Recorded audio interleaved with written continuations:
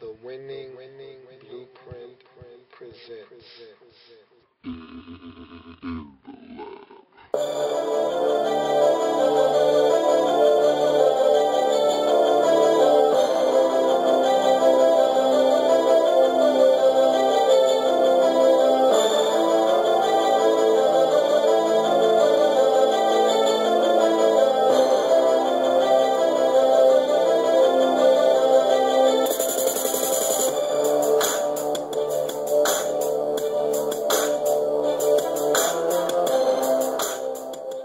In the lab room. Welcome. You are in the lab room. I'm your host, Lou. Thank you for joining me. It's Wednesday, which means it's the start of the NFL work week for most teams. Of course, this year being unique, we have a Thursday night matchup, which is going to see the Tampa Bay Buccaneers traveling to Minnesota to take on the Vikings in what used to be a NFC Central matchup. Remember when that was the black and blue division and Tampa Bay was in there with Green Bay, Minnesota, Detroit, and Chicago? Well, you know, they separated Tampa Bay, it made another division, and so they're no longer in the division, so they don't play the Vikings 2 times a year, but those were good times.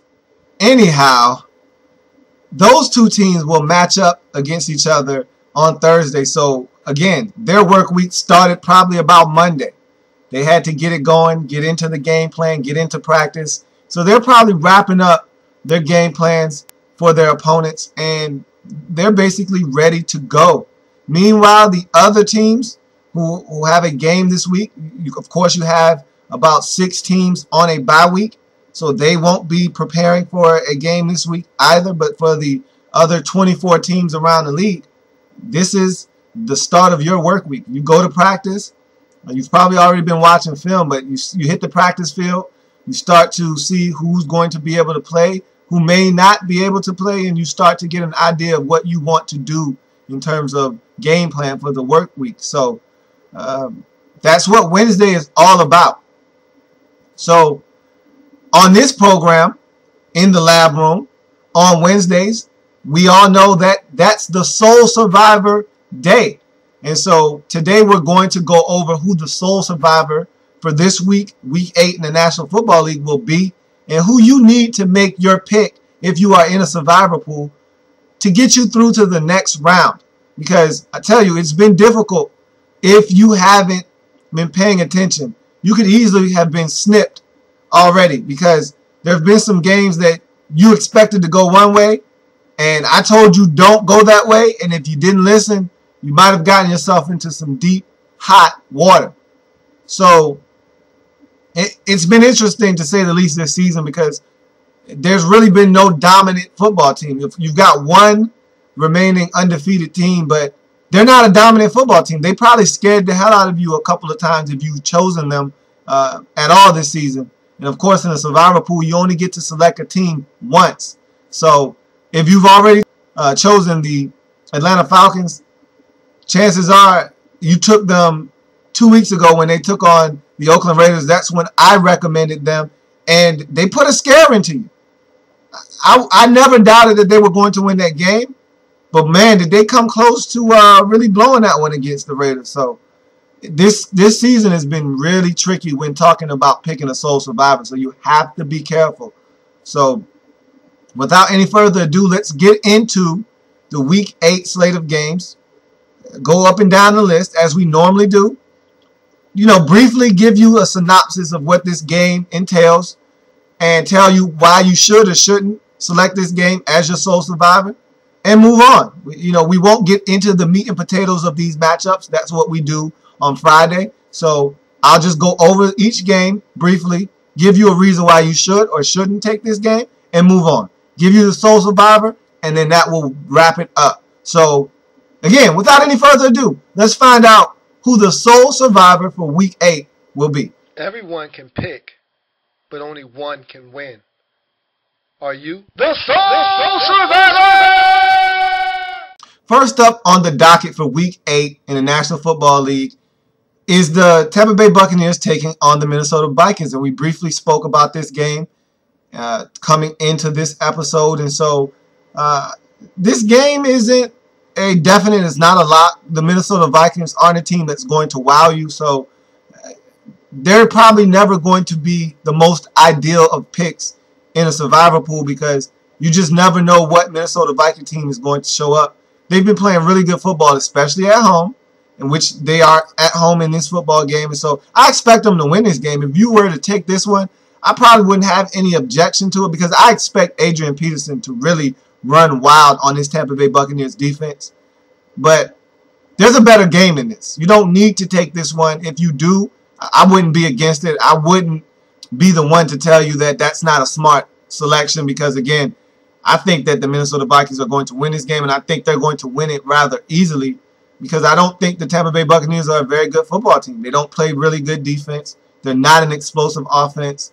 This Vikings team plays pretty good defense, and they're a really good team at home, and they're 5-2 in the season for a reason because they play smart football. They do their best not to beat themselves. Last week, Christian Ponder tried to help the Vikings beat themselves, and they really didn't play a good game last week, but luckily enough for them, they were playing the Arizona Cardinals at home.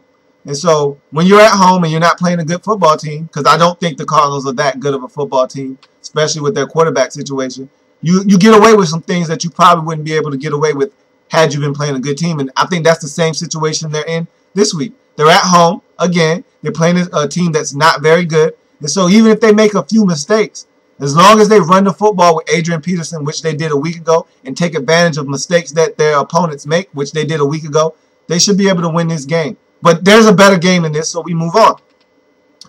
First up on the Sunday slate of games, the San Diego Chargers, coming off of a bye, is traveling to Cleveland to take on the Browns. So you know how I feel about San Diego. Don't trust them. I like how the Browns are playing football right now.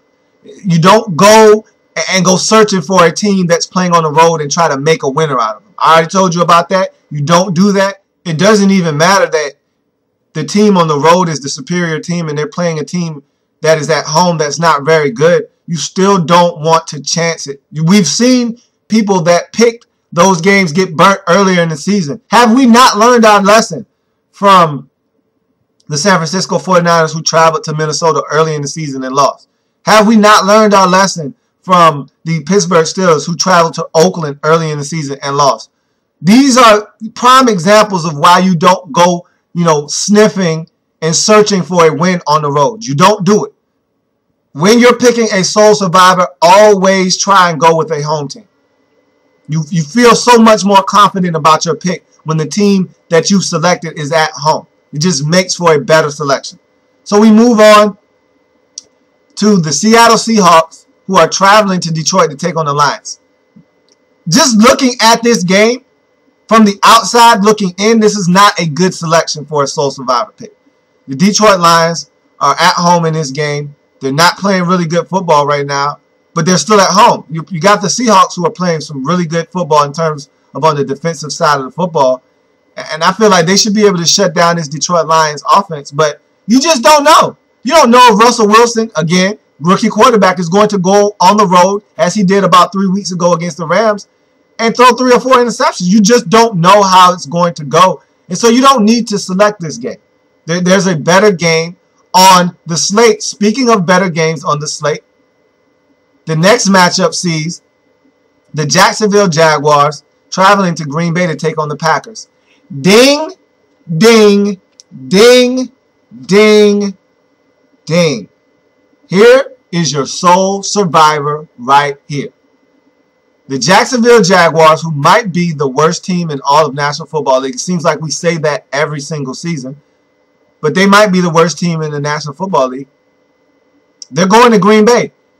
And Green Bay is playing some really good football. They're a hot team right now, especially on the offensive end. Aaron Rodgers went 30 of 37 last week for over 300 yards, 3 touchdowns, no interceptions. He's playing inspired football right now. I think a lot of the critics got on the Packers early on in the season for their early season struggles, and he took offense to it, and he's turned his game up.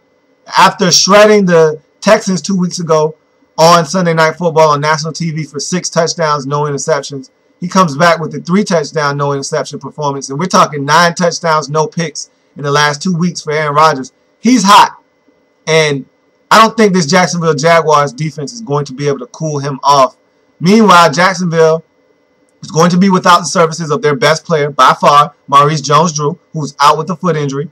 You look at their quarterback situation, Blaine Gabbert probably will play, but what does that really mean? Chad Henne, Blaine Gabbert, you put either one of them in, doesn't really matter. Neither one of them are that good. This Jacksonville Jaguars team isn't overly talented. Green Bay's at home. This is a mismatch, and the Packers should win this game handily.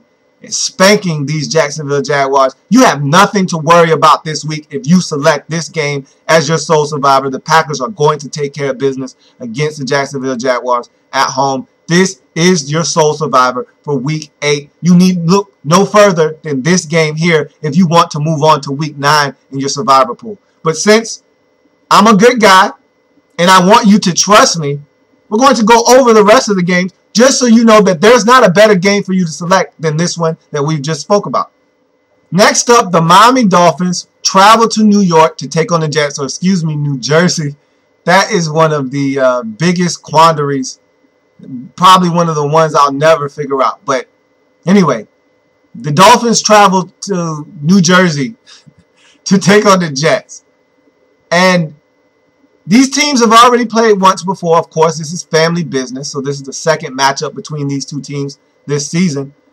And arguably, the Dolphins should have won the first matchup. At home, had the Jets on the ropes. Dan Carpenter, a very reliable kicker for the Dolphins for the last 3 or 4 seasons, had an off day. He was 1 of 4 on the day and ultimately kicked the Dolphins out of a victory. They should have won that football game. They outplayed the Jets in that game and had nothing to show for it. So, this is family business. You know how I feel about family business. So, I don't need to tell you why you shouldn't select this game. It's family business. We move on. Carolina Panthers at the Chicago Bears. This is an intriguing matchup. If you were to go in this direction, again, you probably would not get much objection from me. But, again, Cam Newton and that Carolina Panthers offense is so sketchy that you just don't know when they're going to show up. Somebody's going to get, 27, 33 points put on their head here shortly. And they have the Redskins coming up on their schedule. Let's hope it's not the Redskins. Someone's going to get an outburst from this Carolina Panthers offense. It won't be the Bears, though. Won't be the Bears. Can all but assure you of that. But again, I don't trust this Bears offense. They're scoring 13 points a game. Luckily enough for them, the defense is supplying them with another 2 touchdowns. So they're getting to 27, 30 points on average because their defense is helping them out. But let's not kid ourselves. This is not, the greatest show on turf. These Bears aren't lighting up the scoreboard on offense. But this defense, they're really playing some good football. And so I just can't see the Panthers winning this game. But you just never know. And so while this could be a game you could select, it's not better than the Packers beating up on the Jacksonville Jaguars. It's not. So you can take this game, but I won't sign off on it because I'm telling you that this game isn't better than Jacksonville going to Green Bay to get put into the wood chipper. It's not. So we move on. Atlanta Falcons taking on the Philadelphia Eagles. 2 teams coming off of a bye. Right there, that should alarm you. 2 teams coming off of a bye. 2 teams over 500. 2 teams, well, 1 team over 500. The Eagles are at 3-3 right now. But the Atlanta Falcons are 6-0. But they're on the road. And they haven't been beating up teams. They've been squeaking by. Good teams find ways to win games, however. So I won't hold that against them. But they haven't been playing the greatest of talent, and they've just been getting by. But again, if you're a good football team, you find ways to win games. You let the losers worry about losing, and that's what the Falcons have been doing. But again, these are 2, probably in my mind, evenly matched football teams. You don't want to mess with this game. It's not one that you need to go seeking out a victory for. Let them play it on the field, and you get to watch, sit back, have your popcorn, cold beverage, and not have to worry about having any kind of implications coming from this game. New England Patriots at the St. Louis Rams. Now, maybe 2 years ago, maybe even last year, this was a stone cold lock. That's not the case this year. The Patriots are a shaky football team. They don't protect Tom Brady well. And they can be had on any given Sunday by any team in the National Football League. They're immortal now. Before, they were immortal. If you weren't a really good football team, you couldn't even think about playing against the New England Patriots and coming away with the victory. You had to be an upper echelon team to even think about beating the Patriots on a Sunday afternoon. That's not the case anymore. They're immortal. They're not immortal. They're just amortal. Now, they can be beaten by anyone. They're a young football team. They make mistakes. They don't protect Brady as well as they used to. And so, this Rams team, if they do nothing else, they get pressure on the quarterback. That's the one thing that the Patriots don't want to see on a Sunday, is a team that can line up with 4 guys and get pressure, which is what the Rams do consistently. And so they're at home, and they play inspired football at home. They may not beat you, but they can scare you at home, and if you're not careful, if you take a few missteps, turn the ball over, the Rams will beat you at home. Not saying that that's what's going to happen in this game, but it bears mentioning, and it's something to keep an eye on, and it's why you don't want to select this game as your sole survivor. And keep in mind, the Patriots are on the road here. You know how I feel about teams on the road. Stay away from those games. The Washington Redskins travel to Pittsburgh to take on the Steelers. These are 2 evenly matched football teams. In the past, and I'm talking about from last year back to a decade ago, you couldn't say that. The Redskins weren't on the same wavelength with the Pittsburgh Steelers. I mean, the Steelers were head and shoulders above the rest of the league in terms of just being a model organization. They were a perennial Super Bowl contender. We're not talking about a triple P. They were past that. They were a perennial Super Bowl contender each and every single year. That might not be the case this year. The jury's still out on the Pittsburgh Steelers of 2012.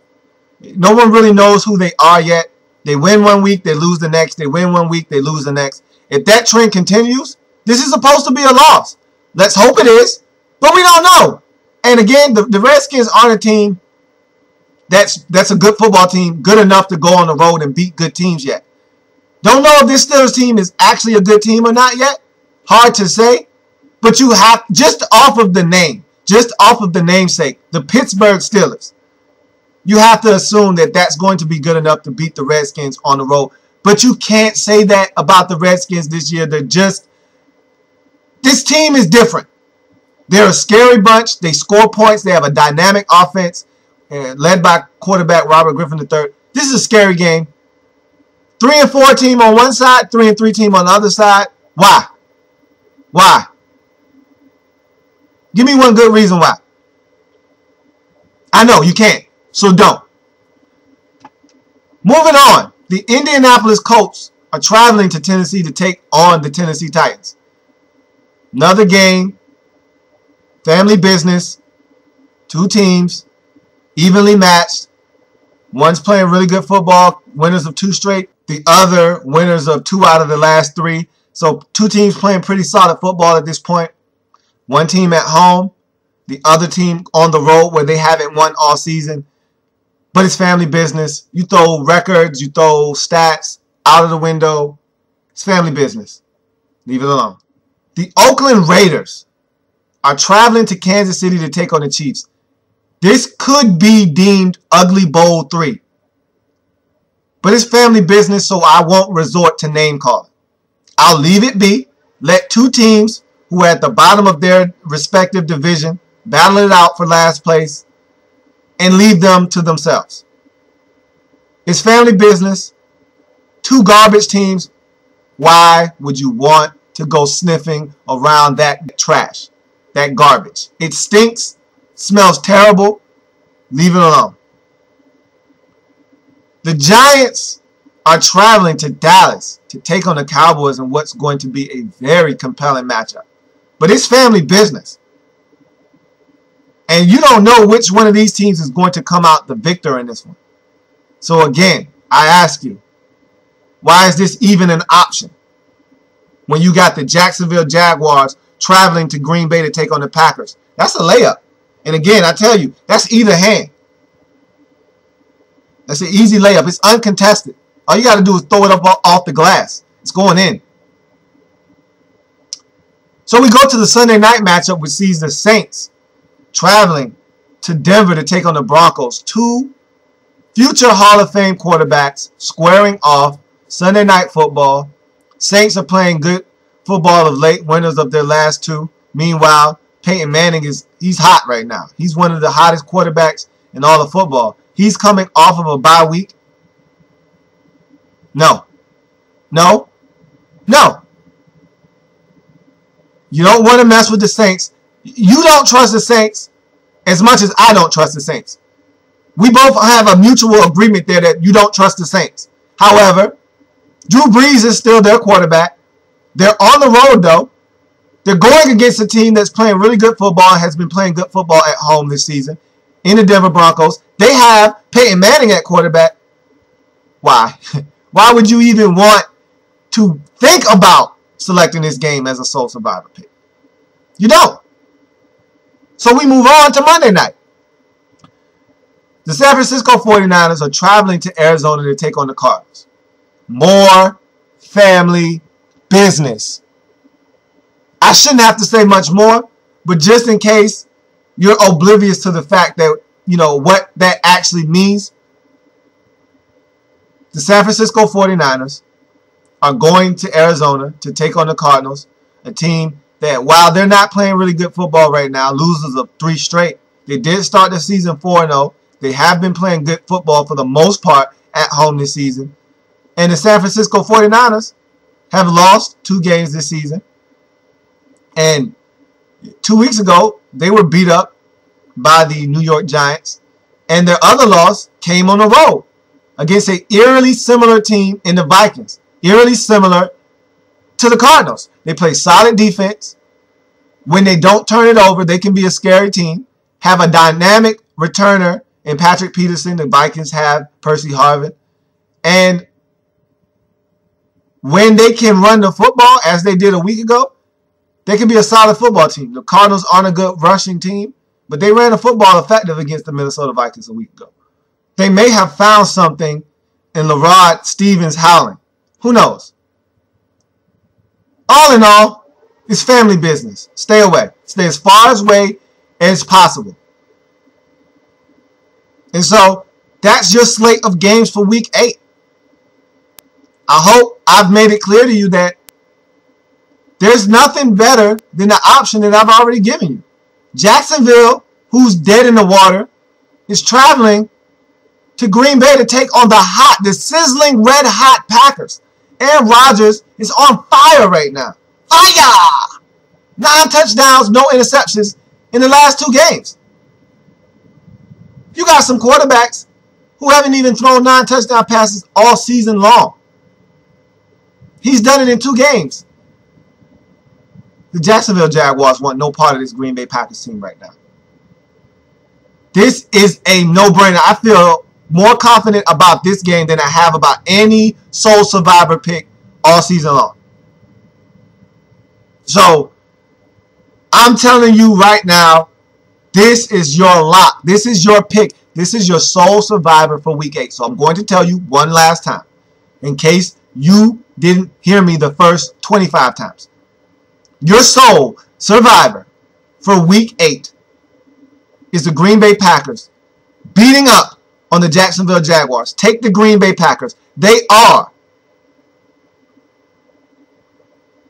So that is a touchdown. An attack on this quick extra point. Been reading a lot about Cam Newton of late, hearing a lot of criticism of the second-year quarterback who's going through quite a sophomore slump right now.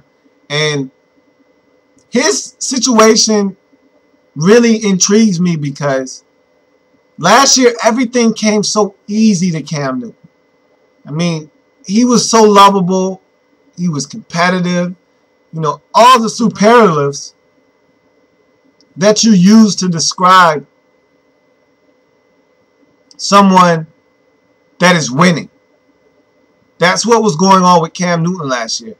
When he was giving out constructive criticism of teammates and talking about how they needed to work harder and they needed to, be better. Oh, he was a competitor last year when he did that. You're getting the same Cam Newton you were getting last year in these press conferences. Sometimes I think he says too much. He doesn't need to talk as much at these press conferences. You don't need to say everything that's on your mind because, again, when you do that, you open yourself up to criticism, especially when you're not winning football games, especially when you're not being electrifying, especially when you're not setting the NFL on fire.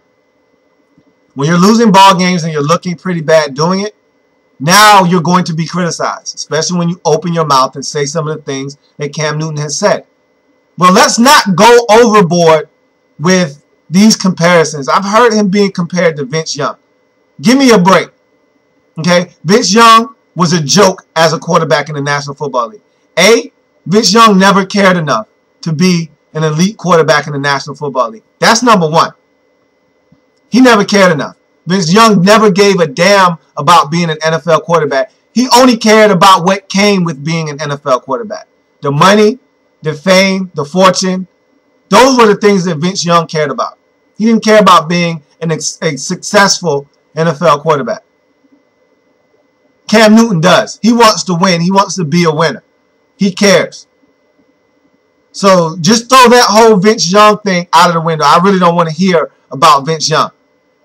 You want to compare Vince Young to somebody, you talk about Jamarcus Russell or somebody like that. Don't talk about Cam Newton because they're not one and the same.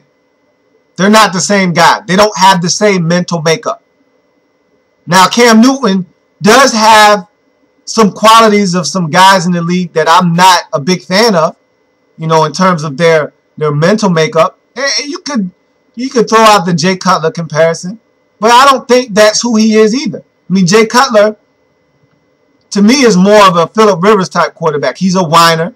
He's a guy that when things aren't going right, he's going to get in someone's face and offend some people. I don't think that's who Cam Newton is. I don't think he's a guy that's going to go and get in a lineman's face and bump them and yell at them and berate them during a game on the sideline. I don't think that's who Cam Newton is. He's more of a Tony Romo type of figure when things aren't going right. He's going to hang his head down. He's going to look like his dog just died. So you can take bits and pieces of other quarterbacks and throw them in the mix and say that this is who Cam Newton reminds you of. But again, when looking at Cam Newton and his struggles this year, I just think it's more of on the field. At first, I thought it was maybe a mental thing. Maybe mentally, he wasn't where he needed to be. But watching the Panthers week after week after week, I'm starting to get a better feel for what's going on out there. First of all, their offense is not diverse. It's the same stuff over and over and over again. But the diversity in the offense that they do have, it takes away from what Cam Newton can do best. They only run the ball out of shotgun and pistol strictly, which I think is a travesty, especially when you have two backs like Jonathan Stewart and D'Angelo Williams.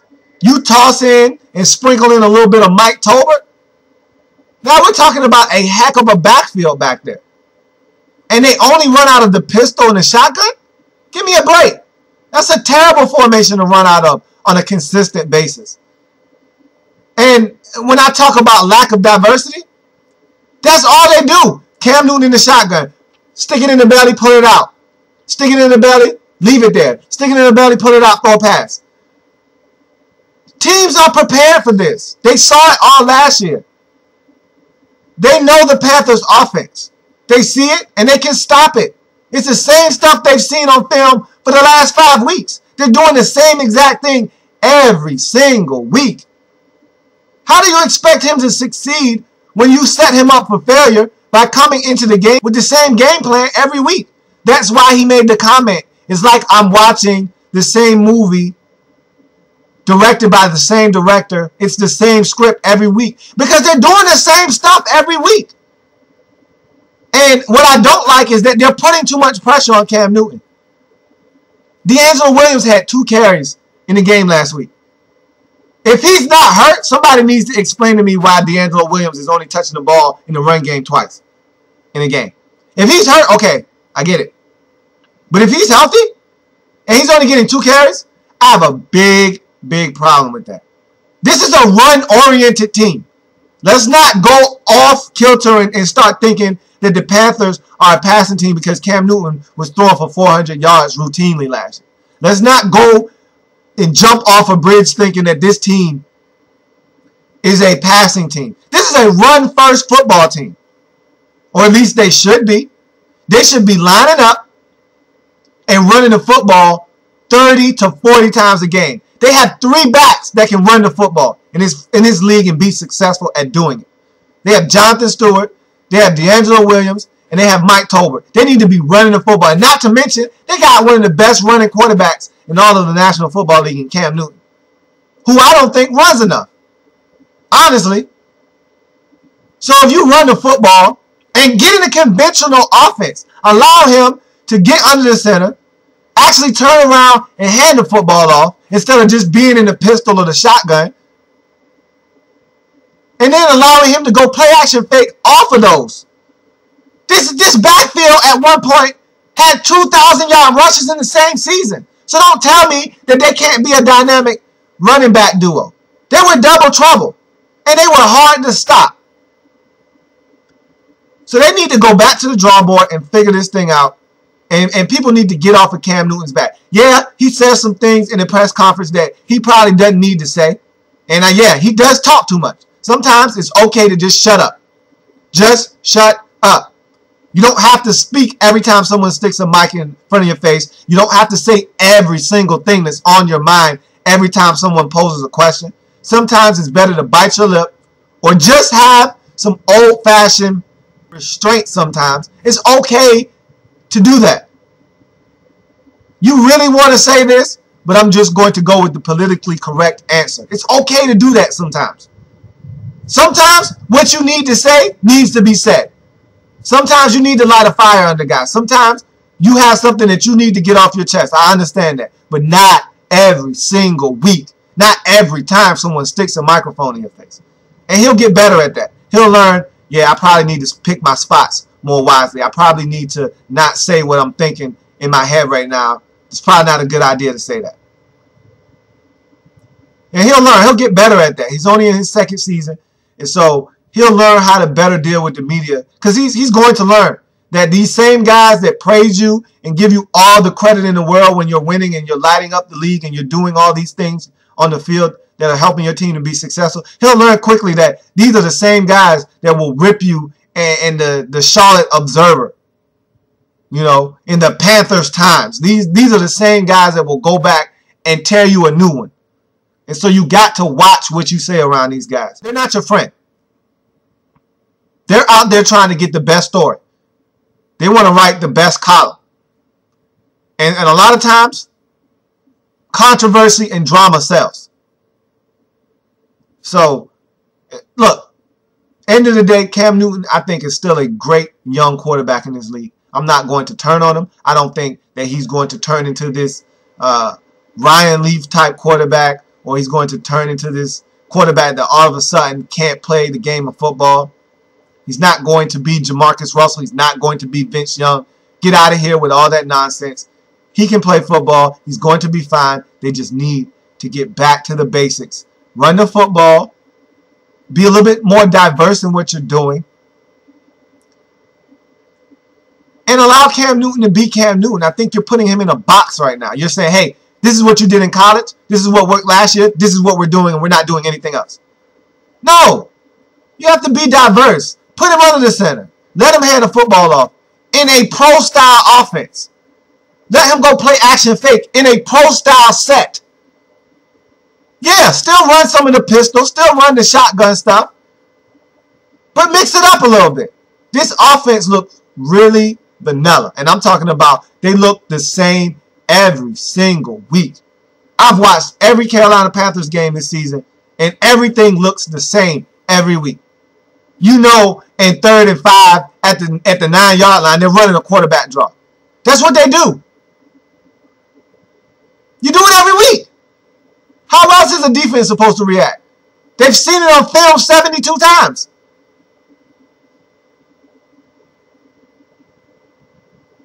So that's going to do it for me today. I thank you for joining me in the lab room today. I felt like this was a great episode. Hope you felt the same way. Drop something in the inbox. Let me know how you feel about the Cam Newton situation. In the lab room at gmail.com is the inbox. I'm on Facebook. Like me on Facebook. In the lab room is the Facebook page. And again, I would love to hear from you. If you've missed any video, want to go back and watch one that you might have missed, or you want to just watch another video that you've already seen over again, they're all on the Facebook page if you can't find it on YouTube. And I'm on Twitter. In the lab room is the Twitter handle. So again, I post all my videos on Twitter as well. So, follow me on Twitter. And that's going to be an episode. I thank you for joining me today on Wednesday. We gave you the Soul Survivor of the week. And stay tuned. The Sheriff will be in the house today, as the NFL Most Wanted Week 8 edition will be coming at you here shortly. So I thank you again for joining me in the lab room. Again, I'm your host, Lou. Want to see you back here tomorrow, same time, same place. As always, have a good one.